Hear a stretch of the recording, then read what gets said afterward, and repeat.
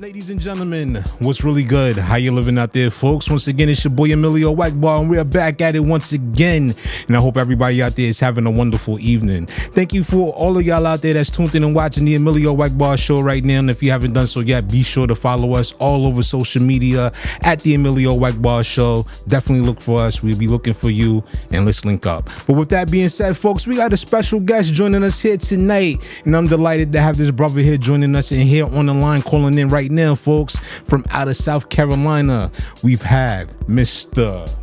Will Soul on the line. Mr. Will, how's everything with you, man? Welcome to the show. How you doing? Hey, what's good? I'm good. Just dealing with this winter weather we having down here. I'm from South Carolina, but I live in Georgia. Okay. But I'm good.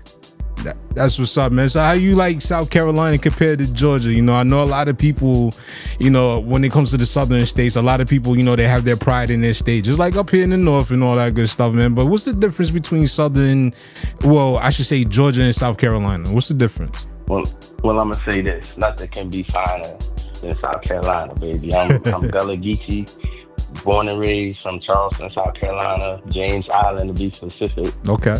Pacific like the ocean, right? But we on the Atlantic.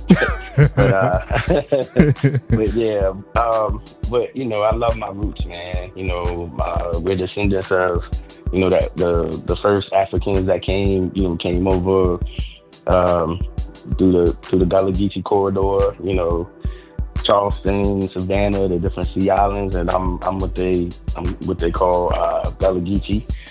And my family originated from like the Ivory Coast side of like Africa. So, okay, you know, they were the rice growers and all those different things. So our culture is really deep.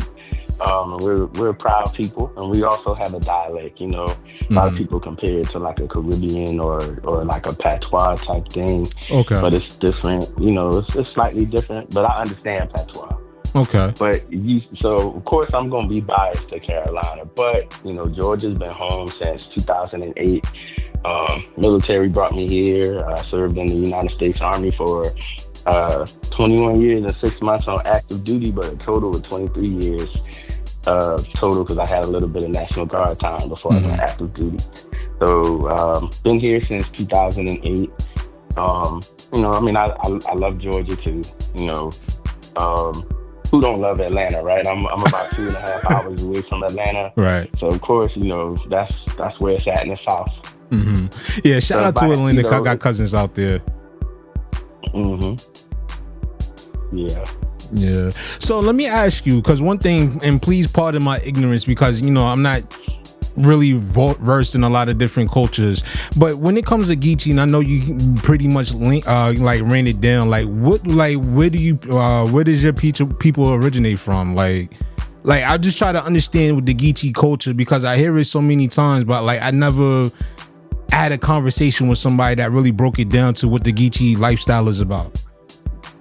So my family did a DNA study some years back, and we had a family reunion back in 2015, and this was like the side of the family that I wasn't really that well connected with, but had went to school and grew up with some of these people. But they did an in-depth like study, and then that's when they pinpointed, like, you know, our family originated from like what they call the Ivory Coast, or what they used to call Sierra Leone. You know, the outer edge, you know, headed back toward this way, I guess, because they were like the rice growers and the fishermen and women, and you know, they grew, you know, they could grow crops and stuff, you know, by the water. So yeah, so they were brought to like the sea islands of South Carolina and Georgia because the terrain was very similar. So yeah, that's where we originated from. Okay, I appreciate you breaking that down to me, because you know I've heard, like, you know, the likes of Kwame Brown, the retired basketball player. You know, I've heard him mention it before about, you know, Geechee and the Geechee lifestyle and all that stuff, and it was always curious to me because I always heard it, but I never really quite understood what it was. So I do appreciate you for breaking that down for me, man. Thank you. No doubt, no doubt. No doubt, man. So with that being said, of course we all know the South definitely has a rich music history when it comes down to it. So where did you pull your inspiration from that got you into pursuing music in the first place? Man, from the time I was a little kid, man. I remember my parents they bought me like my first like little record player. I was like maybe 5, 6 years old. And I used to grab my dad's old albums, man. Like he had like the original like Harold Melvin and the Blue Notes, man, and like all the Teddy P stuff and the Temptations and Marvin Gaye. And I used to sit there and play them records and envision myself, singing one day, and I was always singing. But then it came a point to where I started making up my own lyrics to songs.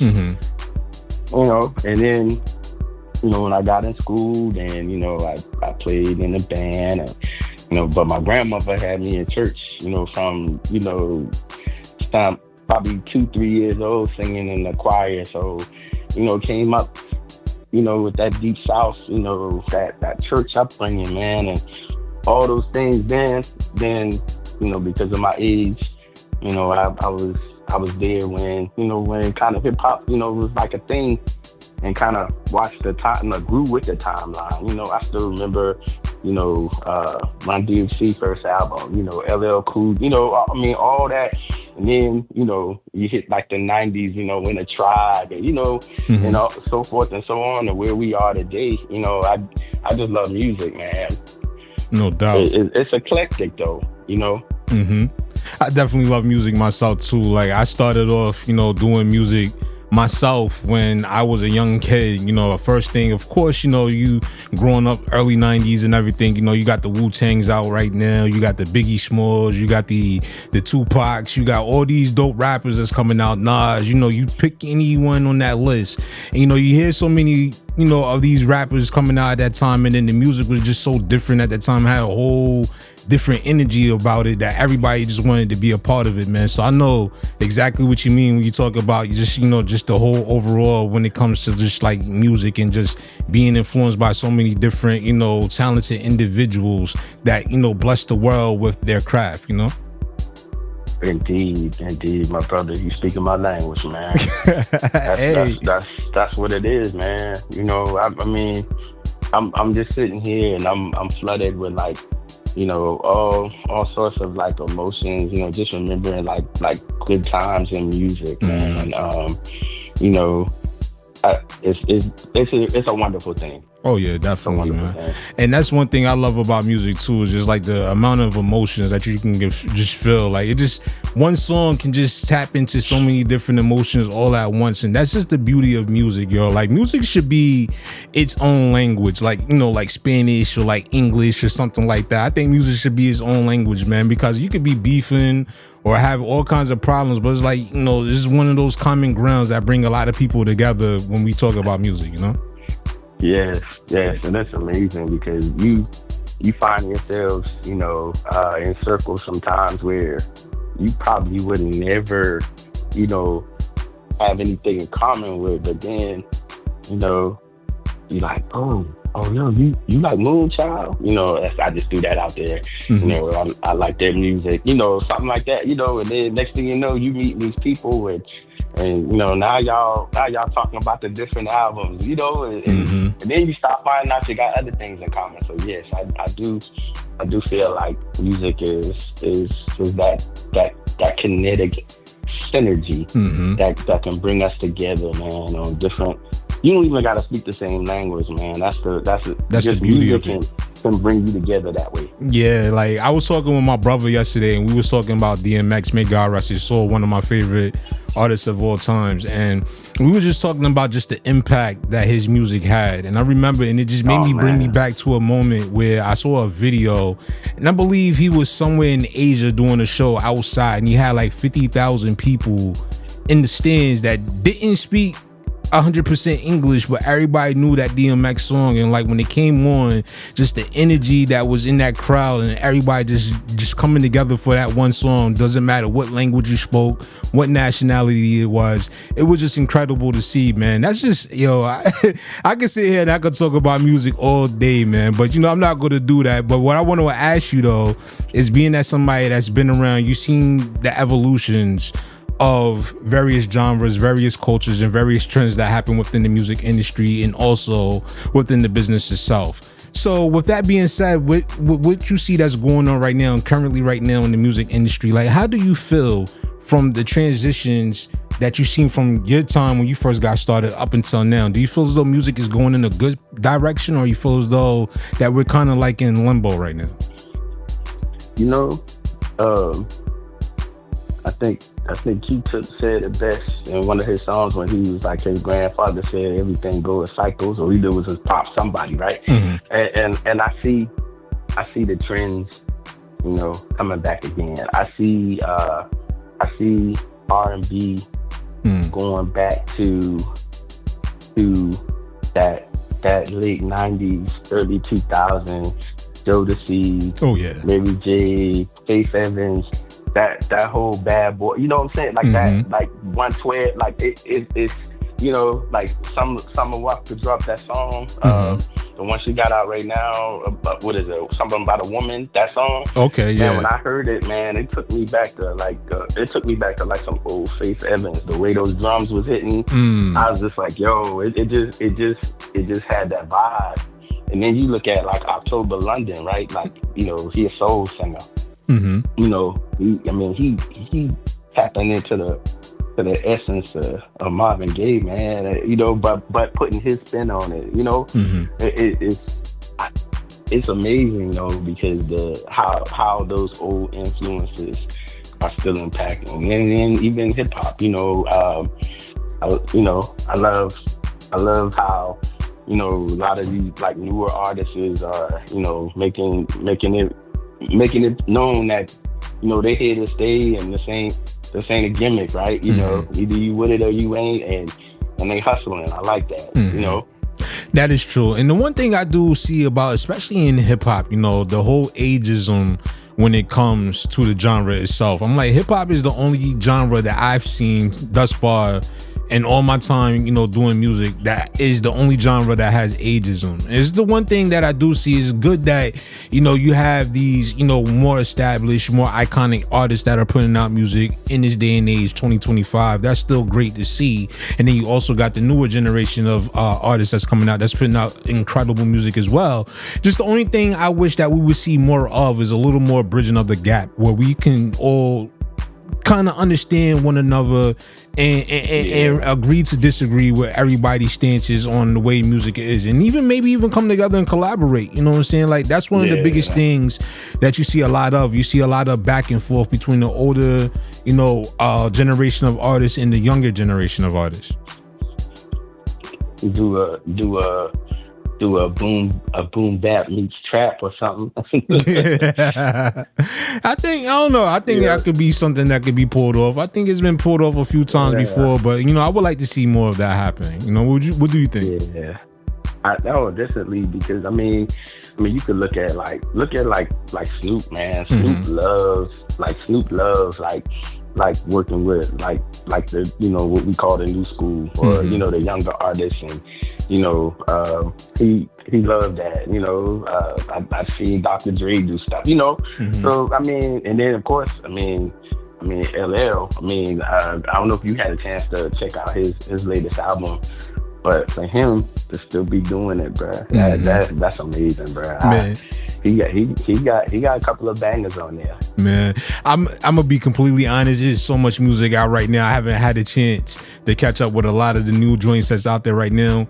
I've mostly been focusing more on a lot of the, the unsigned, the unknowns, the people like yourself, the people like myself, those kind of artists that is out here right now. But I definitely want to get my hands on that Redman Muddy Waters too. Growing up a Redman fan, Fire too. Oh, yeah, word. I heard that too. yeah, man. I'm slipping, man. I've been hiding under a rock the last couple of years when it comes to music from the mainstream artists and stuff. Yeah. Well, as true artists, man, the core the essence of what we do, man. You know, especially the eclectics. You know, man, we a little different, man. Like, you know, I got friends, and you know, they don't understand when, you know, I don't want to go to an event or when, you know, hang out, because I'm in the lab working. You know, I'm working toward a goal. You know, and they sometimes they don't understand. You know, it ain't that I don't want to hang out. So I understand wholeheartedly when you say you haven't had a chance to like listen, you know, to a lot of new stuff. You know, I'll be honest, if I only get a chance to do it when I'm driving in the car. So, but no, I feel you on that, man. Yeah. So let me ask you, with everything that's going on right now within the music industry and the business itself, like, how have you been preparing yourself for this current shift that we're seeing happen right now in the business? You know, you're seeing a lot of the more prominent, more powerful people that was at the top of the pyramid. You're starting to see them start to, you know, trickle down. You're starting to see more people move into these positions. And you're just seeing a whole overall shift, like the changing of the business model that we see currently right now in the industry. That's changing the whole business model with streaming, and just the way music is distributed in general is changing going into 2025. So how have you prepared yourself as an artist for these changes? Well, I was finding myself over the years spending a lot of money. And my cousin, she does like my finances and stuff, and she kept telling me, "Cuz, you need to start a business for your music. And finally I did, man. And, you know, and that's in the birth of Busy Music. And, you know, and since then, you know, just learning that I'm able to, you know, write off a lot of my expenses, things that I was just paying for out of pocket previously.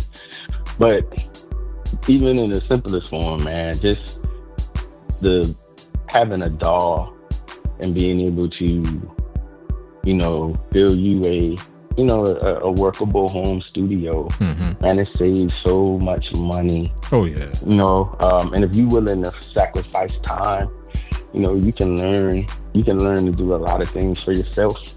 You know, I started messing around with, you know, with GarageBand, man, back in like 2018. You know, then I graduated to Logic Pro, and you know, and just a student of the game. You know, another artist, man, who I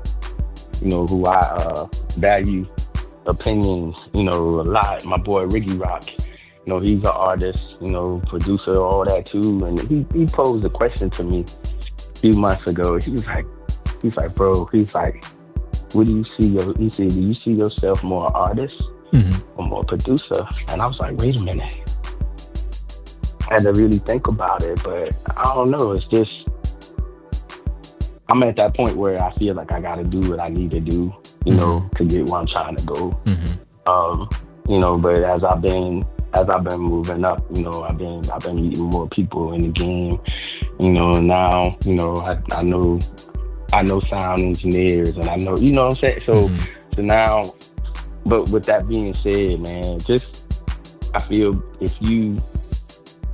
the way things are now, you can take a lot of things into your own hands, you know, to get yourself established, you know, hence the indie artist, right?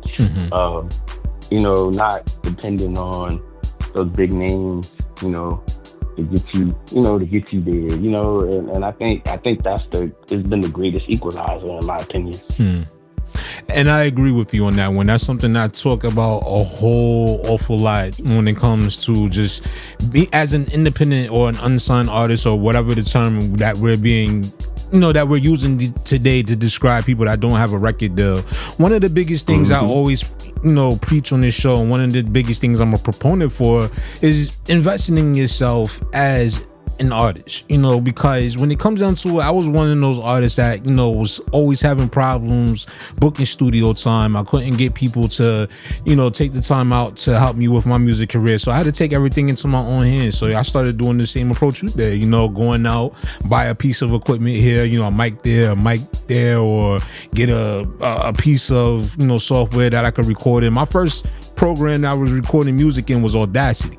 You know what I'm saying? Okay. So it's become so easy now, especially with the technology and the way things has become so affordable now, that if music is one of your passions and something that you really choose to pursue, there's nothing out there stopping you right now, 100% agree, brother. You couldn't have said it no better. I feel you, man. I've had family members, I've had, people I know in the game, in the music game, in the industry, and, like you said, you can't get, people to like help you or work with you, or, and I just started depending on me, and just, just letting that be like my drive and motivation, man, just to do what it is, that I love doing, which is create music, man, share my gifts.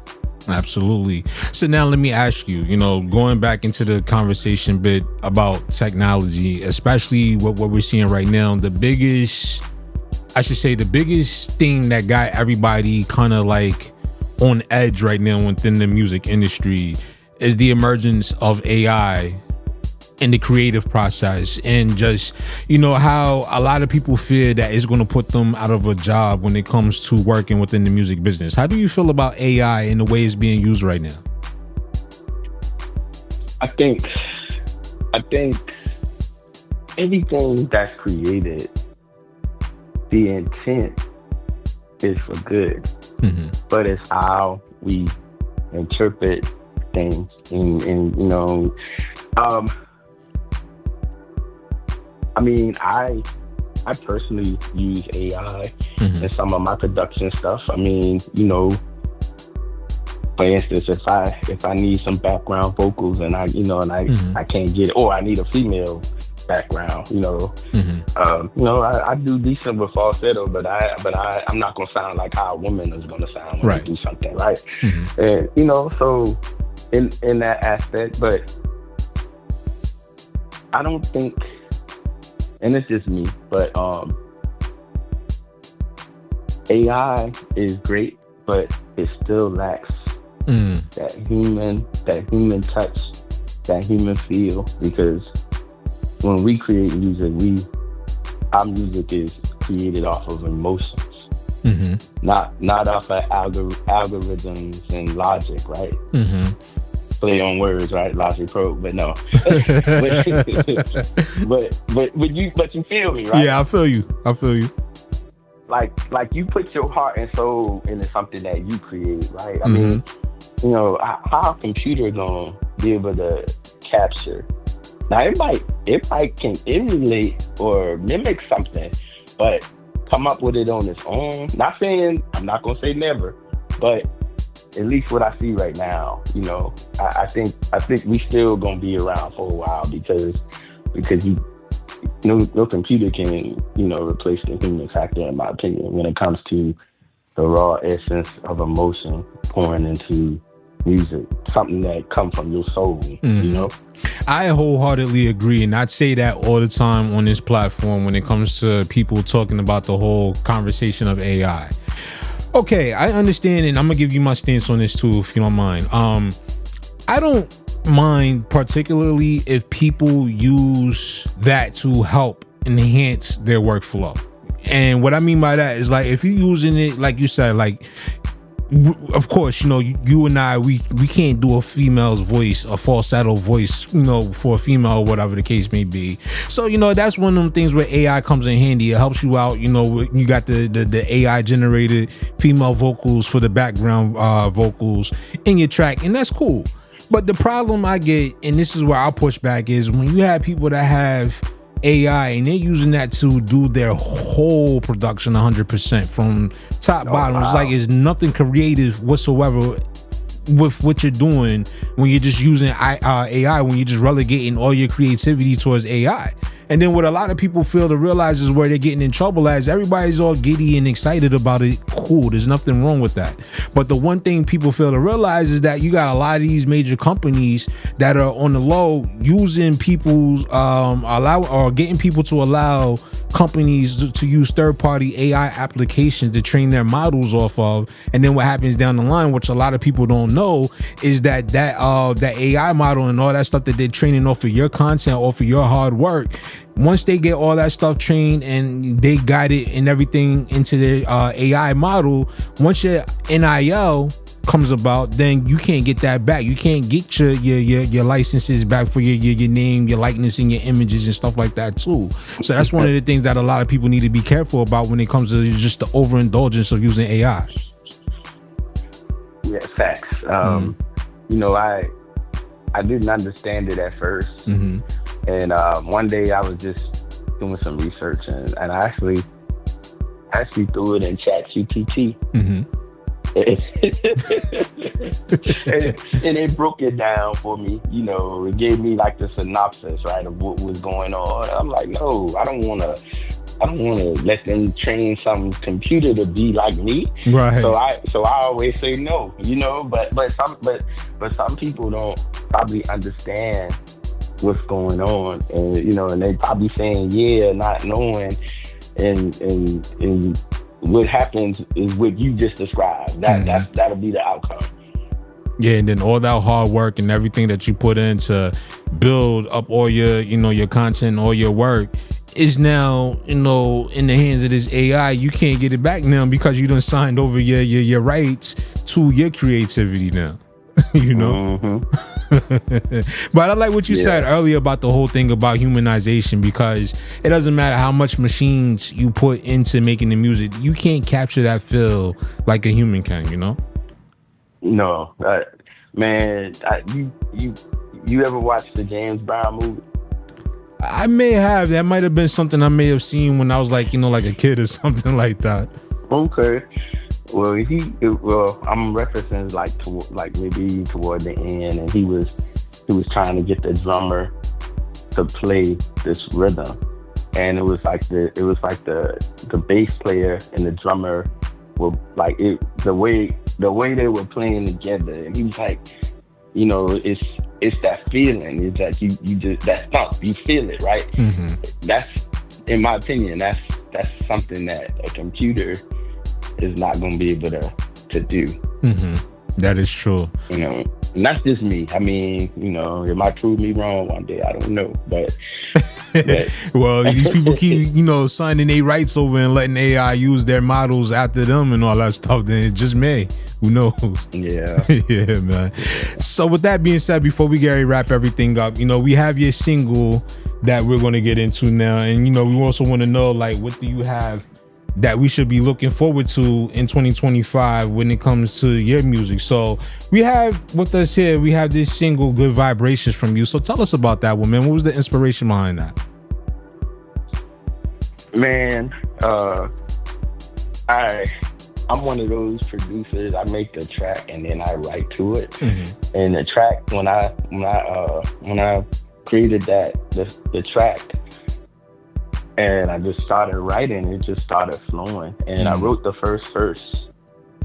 And it was probably back in the spring of last year. And then my wife and I went on a cruise in June. And, you know, we had a balcony view, man. And I was working on the second verse. I was just sitting out there, just vibing, you know, the sea breeze. We were out to sea. And then it was a thunderstorm off in the distance. And then I saw a rainbow in the ocean. I was like, yo, I took pictures and then, you know, one of my verses is, ever seen a rainbow on the ocean from your balcony of your cruise ship as you're coasting? Ever seen the water that's crystal blue? Ever gave up something old for something new? You know, I'm sending this from me to you. You know, and then go back into the hook, Good Vibrations. But yeah, just wanting to put some positivity in the world, man. You know, it was it was all during the time, the elections, and people acting crazy in the world and treating people, horribly just because. And I just wanted to make a song, man, that brought people together, man, with positivity, man. And, good vibes. I think was it Mariah the Scientist? She had that song, "Good Vibes" or something like that. I was like, I just wanted to do a song that just put some positivity out in the world, man. Just something you can vibe to. Nice. I like that, man. I was listening to that earlier here in the studio, and I was like, you know what?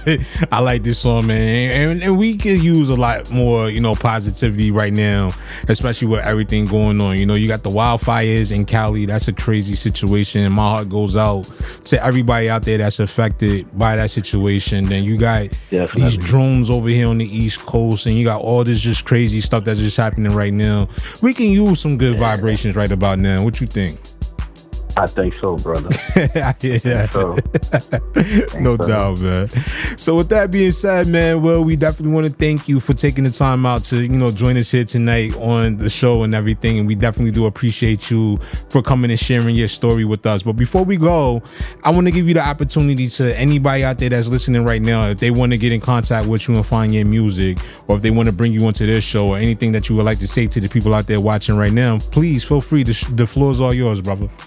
Okay. Well, my website, www.brizzy, BRIZZYMUZIK.com. It's got all my current information on there. It's got links to my Apple Music, Spotify, all of that. Even my social media on IG. I got an IG, Will Soul the Third. So was it / Will Soul the Third, and then I also got another page, Brizzy Music, same thing. And then my YouTube channel is at Brizzy Music, BRIZZYMUZIK. Facebook, I still go by my government, so it's William Brisbane the Third. And yeah, you can hit me up on there, on the messenger. I'm easy to get in touch with. Yeah. And that's all it is, man. And for 2025, man, like what is your goal for 2025? Like, what do you hope to accomplish? What do you want to do? What do you want to achieve in this year when it comes to your music? Man, we did, I did a vision board this year, man. Something a good friend of mine taught me how to do when I was working overseas. And man, the vision for 2025, man, is just to gain more fans, get some nice performances. But more importantly, I got an album project, a collaboration project with Mr. Shaft that we starting to work on, and hopefully, I don't think we put a time frame yet, but I'm thinking hopefully by midsummer, if not sooner. And then I got a couple more singles that I'm gonna drop. I got a song called Life 2.0 that I'm probably gonna drop either by the end of this month or the beginning of February. Okay. So yeah, man, just big things, man, just in new opportunities. I look at people. I look at new people as, opportunities to network and, make this dream come into fruition. I hear that, man. Well, I wish you nothing but the utmost success and the best going into 2025, and I'm hoping that we here on this platform will do our part in helping, get you out there, help make you a household name here on the Emilio Egbar Show, man. Hey, my brother, I appreciate your time. I appreciate the opportunity to just come and chop it up with you, man. All love, bro. No doubt, man. All love. And for everybody else out there, man, keep it locked and stay tuned. The Emilio Egbar Show will return right after these words, you heard? Yeah.